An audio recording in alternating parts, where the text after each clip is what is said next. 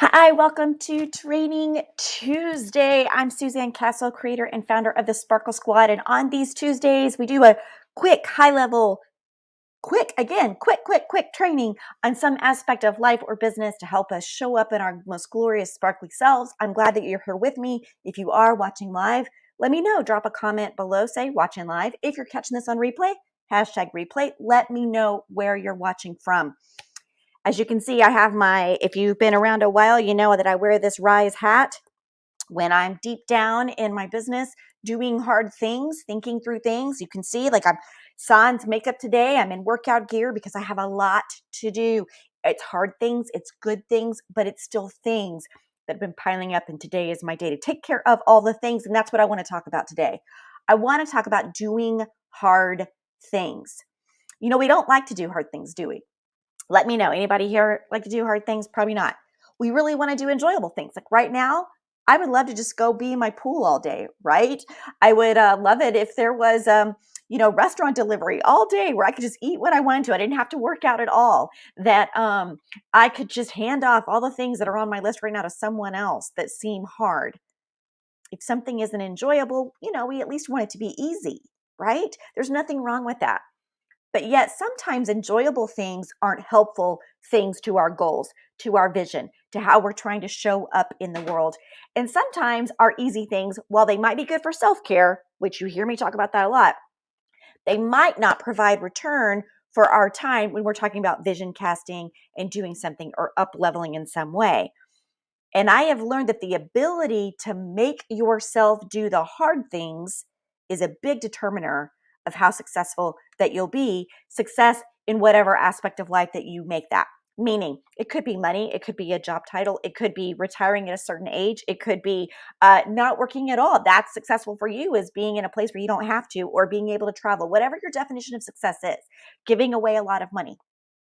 The ability to make yourself do hard things is a big determinant of that. And that's what I want to talk about today. I've been thinking about that a lot. Let me give you some examples. Squats, right? Squats are hard. They're really hard for my 50-year-old former dancer knees, right?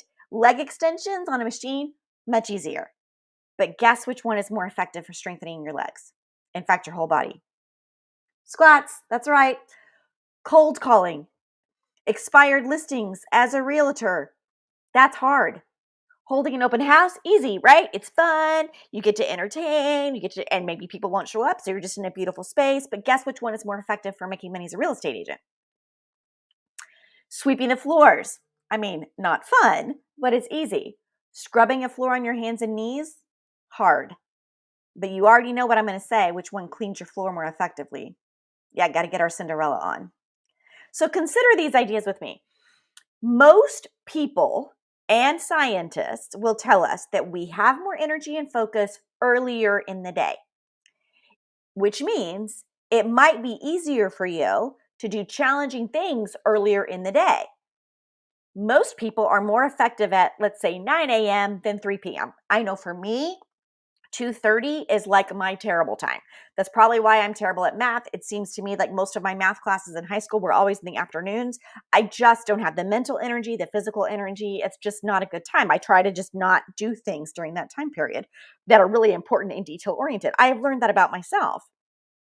So what I try to do is attack things when I'm fresh. Now, sometimes that might be late at night because I've gotten through all the other things and I can have a cleared space mentally. But usually it's more like in the morning before the urgency of other things has popped up, before I get distracted, before my energy wanes.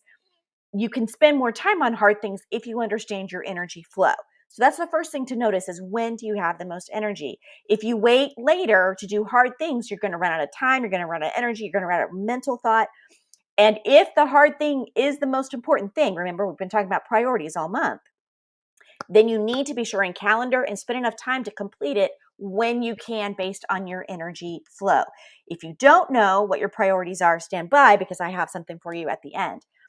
And when you do those hard things, the rest of your day is much more enjoyable, right? If you wait until later to do the hard thing, it just hangs over you. If you have some unpleasant to do, it makes it hard to enjoy other things. So get those hard things off your plate as you can so that you can enjoy the remainder of your day. I love that quote from Mark Twain about eating frogs. I mean, Not great, right? But hear me out. He said, if it's your job to eat a frog, it's best to do it first thing in the morning. And if it's your job to eat 2 frogs, it's best to eat the biggest one first, right? So think about your frogs. When you get through that really hard, ucky, like frog tasting thing, bleh, it builds self-esteem and confidence. And if everyone else is avoiding the hard things, you are the person that attacks them. You will feel great about yourself. You'll know that you can do anything that needs to be done. Your potential will increase greatly when you can reliably get yourself to do unenjoyable tasks, and it will help your friends, your family, the other team members, other people noticing you in your career, because you will be known as the person that will do the hard things. It can lead to respect. It can lead to be considered reliable. And those are things that we want to be in the world. I know so many people who have excuses for not doing the hard thing, right?